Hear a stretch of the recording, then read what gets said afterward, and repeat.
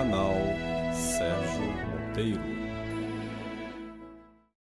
Amado Deus, te agradecemos por conceder a oportunidade de estudarmos e conhecermos a Tua vontade para a nossa vida.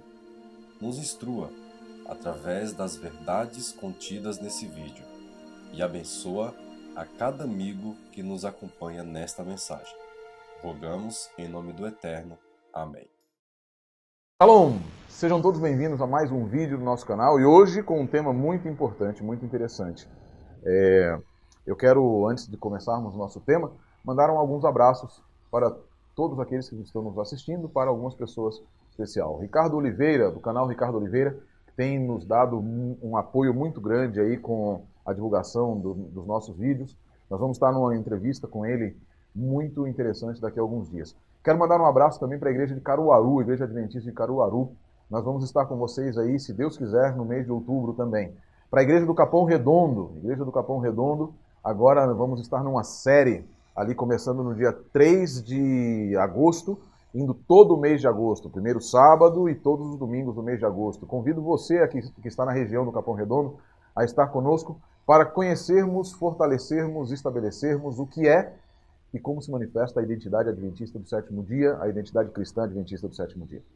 Quero mandar um abraço também para a igreja de Patos, a igreja ali de São José do Egito, aí também em Pernambuco, onde nós estaremos também em outubro.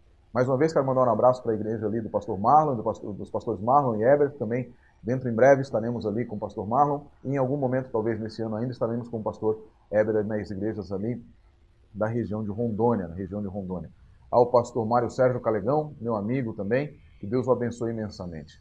Quero mandar um abraço ao pastor Alceu Filho, nosso pastor da Rede Novo Tempo, um amigo também de longa data, estivemos juntos na época que ele era o Big Boss do Ministério Jovem, lá da Associação Paulista Central, e estivemos juntos, trabalhamos juntos durante um período ali também. Quero mandar um abraço a ele. Ao Leandro Quadros, nosso amigo também, aí, que tem participado, tem auxiliado o crescimento da identidade adventista através da internet, através da Novo Tempo. Ao Adolfo Euclair, ao Cervelli, ao pastor Marlon, lá de São Bernardino, enfim, a todos que compõem também a Liga Apologética, e de uma forma muito especial o Thiago Santana, que, se Deus quiser, será o novo Gerald Klimbel da nossa associação, da nossa igreja, dentro em breve, um especialista em língua hebraica. Eu não vou falar que, Thiago, pastor, eu não vou te falar que você é o Gerhard Hasel, porque essa posição eu gostaria para mim.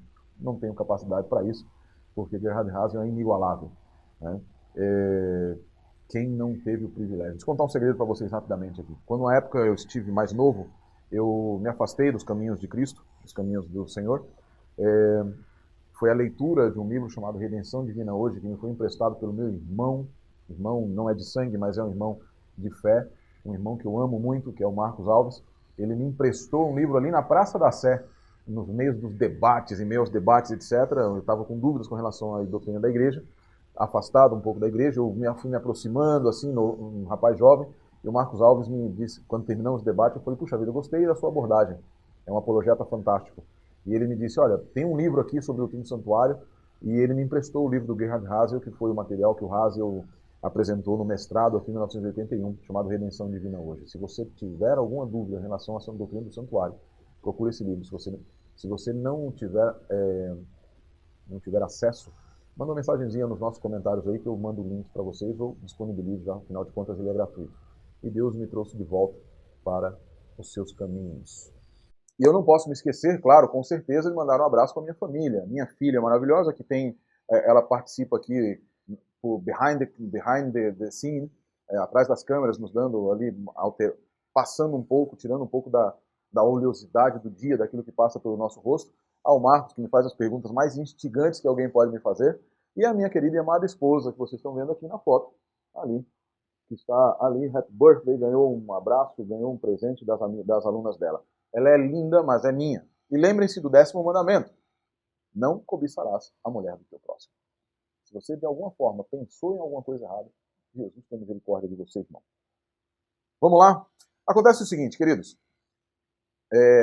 Num dos debates que nós tivemos há pouco tempo atrás, com o pastor Jamerson, a quem eu mando um abraço também, ele apresentou um argumento, fez uma pergunta, e essa pergunta foi relacionada a o que teria acontecido? Ele me perguntou basicamente o seguinte: o senhor crê na união hipostática de Jesus Cristo, em Jesus Cristo? O que é união hipostática?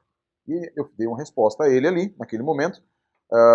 Ele não teria tempo para fazer, mas eu dei a ele o tempo para que ele pudesse fazer as suas asseverações relacionadas à percepção que eles têm de que a imortalidade da alma é necessária para a manutenção da união hipostática de Jesus Cristo.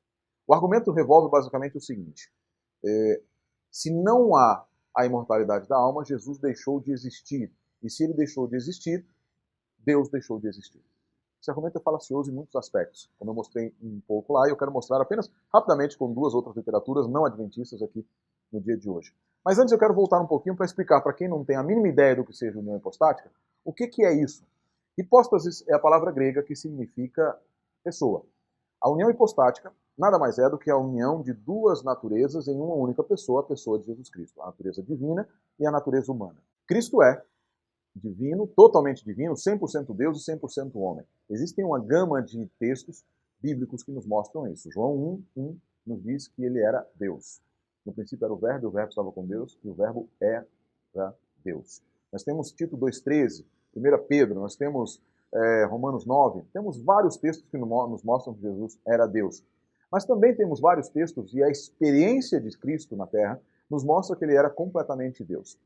Durante muito tempo, a igreja cristã, ela pelejou a respeito do que deveria, de como compreender a encarnação de Jesus, que é um mistério, e como essa encarnação completa se deu, e como essa encarnação interage, como nessa encarnação interagem a divindade e a humanidade. Então surgiram vários tipos de heresias, nestorianismo. Eu tenho aqui o livro do Wayne Grudem, Teologia Sistemática Atual e Exaustiva. Então ele fala de algumas das heresias. O nestorianismo, que falava que havia duas pessoas em Jesus Cristo. O eutiquianismo, que havia duas naturezas que formaram uma nova natureza.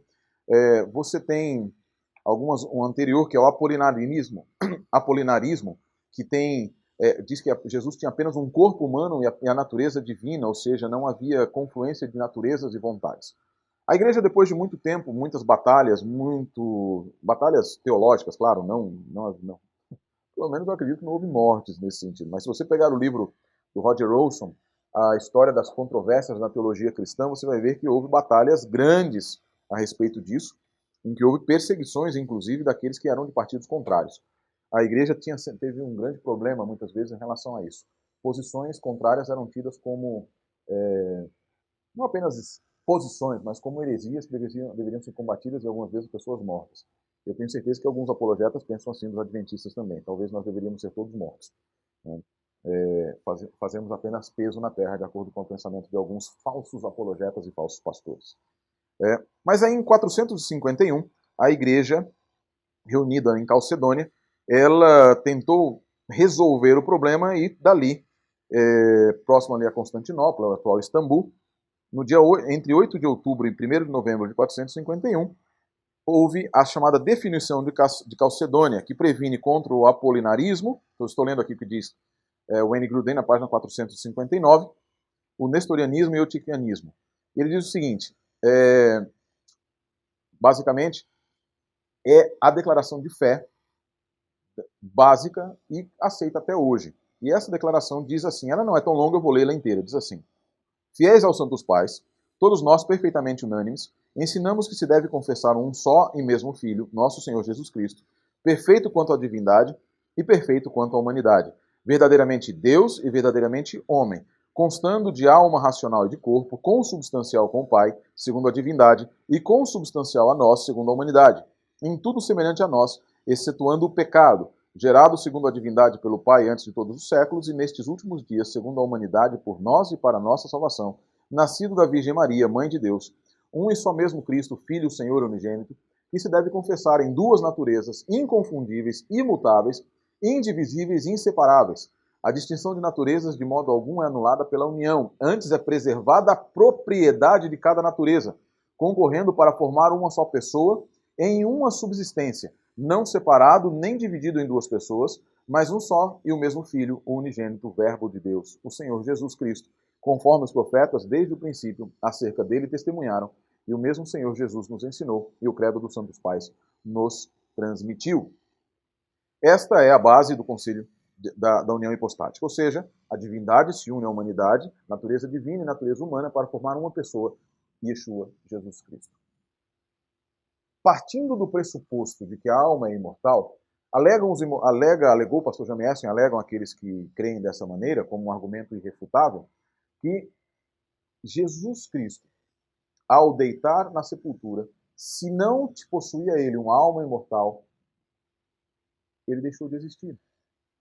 E ao ele deixar de existir, ele não podia continuar a sua divindade a existir.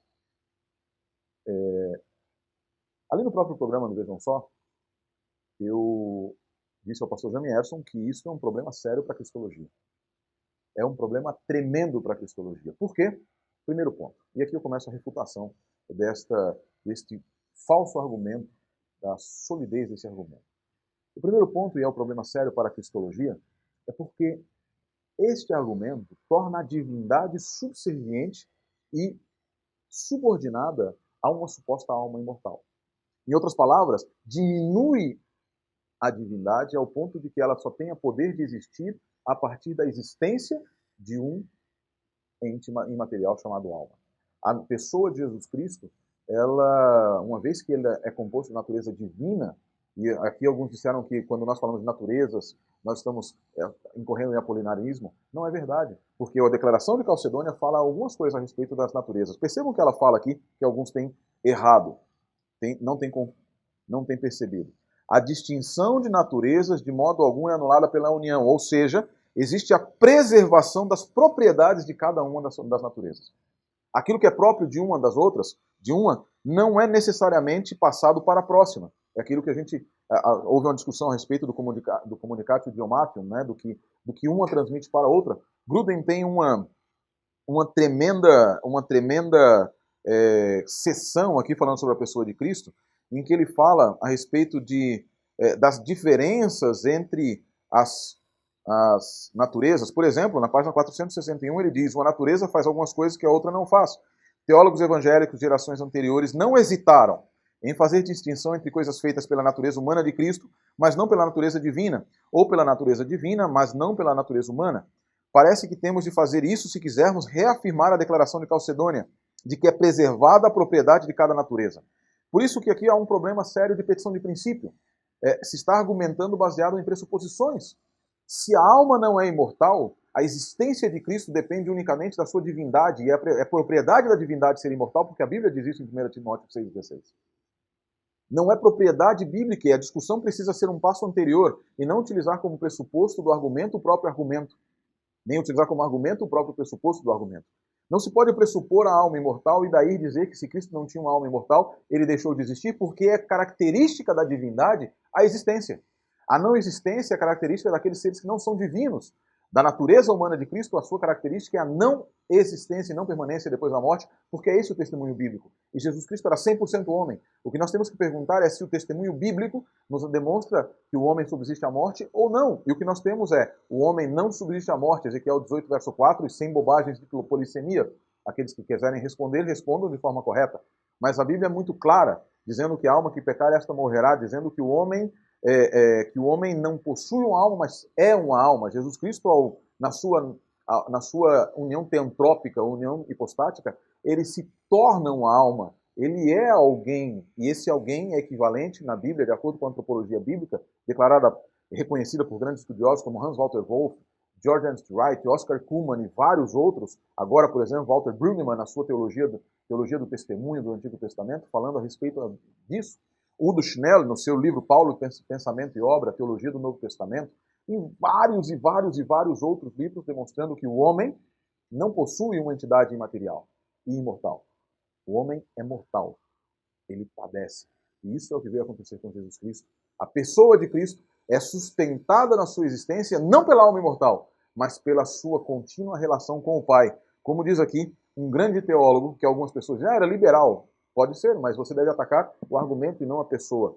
Wolfhard Pannenberg, na sua obra monumental chamada Teologia Sistemática, Pannenberg, para quem não conhece, é um dos grandes promotores, um dos criadores do conceito de Offenbarung als Geschichte, que é a revelação como história. Isso quer dizer que Deus se manifesta na história, que ele entra na história, que ele interage na história e não é um Deus distante que fica olhando as coisas de forma, as coisas, os aférios humanos de forma atemporal. Não, ele interage no tempo e ele se revela na história. E veja o que Pannenberg diz aqui no volume 2 da sua Teologia Sistemática, páginas 542 e 543. Ele diz assim: no entanto, deixa eu voltar um pouquinho antes. A tradição teológica fugiu das consequências dessa pericórese. Pericórese é a transmissão de características entre uma natureza e outra. Pericórese mútua da deidade e humanidade na encarnação do Filho. Primeiro, a teologia da cruz de Lutero encarou essa consequência, e ela encontrou sucessão na tese hegeliana da morte do próprio Deus na cruz. No entanto, também para esse lado vale que não pode haver uma transmissão idêntica das informações sobre a natureza a outra, ou seja, não existe transmissão de propriedades. É próprio da morte do ser humano morrer, e é próprio da divindade existir. A morte não pode ser passada à divindade, e a existência por si não pode ser comunicada à natureza humana. Diz aqui o Wolfhard Pannenberg, diz o Concílio de Calcedônia, e repetem os grandes estudiosos da teologia sistemática. Sigo aqui. Portanto, também nenhuma transmissão idêntica de predicados humanos de humildade à divindade do Filho. Na verdade, na cruz morreu o próprio Filho de Deus e não apenas a humanidade por ele assumida. Não obstante, o Filho sofreu a morte em sua realidade humana e justamente não quanto à sua deidade, porque Deus não pode morrer. Antes, essa atingiu na morte de Jesus seu ponto extremo de sua autodiferenciação em relação ao Pai, por meio do qual o Filho Eterno está simultaneamente unido com o Pai, de modo que também sua humanidade não pôde permanecer na morte. A inversão do argumento é necessária. Por quê? Porque é a divindade que garante a continuidade da existência da pessoa de Jesus Cristo e não uma suposta alma imortal. Há que se tomar um outro cuidado, e esse é o segundo e último ponto que eu gostaria de abordar com você. O primeiro ponto é um problema cristológico, e o segundo é soteriológico. Quem é que nos salva? Deus ou a alma imortal? Ao dizer que Cristo deve ter uma alma imortal para que ele subsista e ressuscite e interceda por nós, nós tornamos a redenção dependente da imortalidade da alma. E ao tornarmos a redenção dependente da imortalidade, nós transformamos um conceito que é discutido dentro da Bíblia como a base e fundamento da própria soteriologia. Transformamos Cristo não a divindade, não é a divindade que nos salva, porque a divindade se transforma em um mero objeto, em algo pequeno comparado com algo que é imortal. E esse imortal é que garante a subsistência daquele que é o penhor da nossa salvação. Não é a sua divindade, é a imortalidade. Se o Cristo não é imortal, disse o pastor Anthony Erson, e dizem aqueles que mantêm esse conceito. Se a alma não é imortal, Jesus deixou de existir e a nossa salvação está em perigo. Isso é perigoso, porque nós somos salvos pela intervenção de Deus no nosso mundo e não pela existência de uma alma imortal. Esse é o testemunho bíblico. O testemunho bíblico diz que Deus interferiu, o próprio Deus veio até nós e somos salvos por sua intervenção. Nós somos salvos porque Ele, Deus, entregou-se por nós. Ele não entregou apenas a sua humanidade, Ele entregou a própria unidade da divindade. E ao entregar a sua unidade da divindade, como diz Pannenberg, e essa autodiferenciação do Filho com o Pai, é que permite, e quando eles entregam um ao outro e abdicam da unidade essencial, é isso que é o pagamento da segunda morte. Jesus sofre a segunda morte, coisa que nós não vamos sofrer. Jesus sofre a primeira morte, que todos nós participaremos. Como homem, ele morre e deixa de existir. Mas ele está unido ao Pai em sua divindade. Ele é divino e é característica e propriedade, predicado, como diz Pannenberg, como diz também o Concílio de Calcedônia, como diz aqui na página 462, 461 e 462, do Wayne Grudem, grandes teólogos sistemáticos também, como aqui também a lista aqui na Teologia Histórica de McGrath, de Alistair McGrath, como dizem os grandes sistematas, é predicado da divindade a existência. E os predicados da divindade não passam para a humanidade. Por isso, queridos, eu gostaria que então que você se lembrasse disso. Dois grandes problemas surgem de um argumento que é impensado. De um argumento que é impensado. Eu não vou citar especificamente, mas este homem, um grande teólogo sistemático, quando fala a respeito da expiação, morte de Cristo, ressurreição e da suspensão da união hipostática, ele nos termina dizendo, reconhecendo a sua pequenez, como eu reconheço a minha, dizendo que tudo isso é um grande mistério. Não há nenhuma vergonha em reconhecer que somos pequenos diante daquele que o próprio universo é um grão de areia. Que Deus abençoe você. Lembre-se, Cristo subsiste como Deus, e por ser Deus, ele é totalmente suficiente para nos salvar. Ele é amoroso para nos salvar. Sofreu a morte que nós deveríamos sofrer, a morte que é a separação eterna de Deus.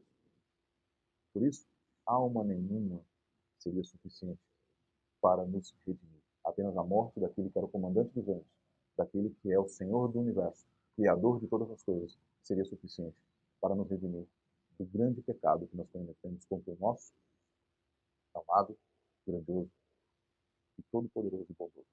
Deus abençoe você. Fique na paz daquele que morreu, ressuscitou e intercede por nós no santuário.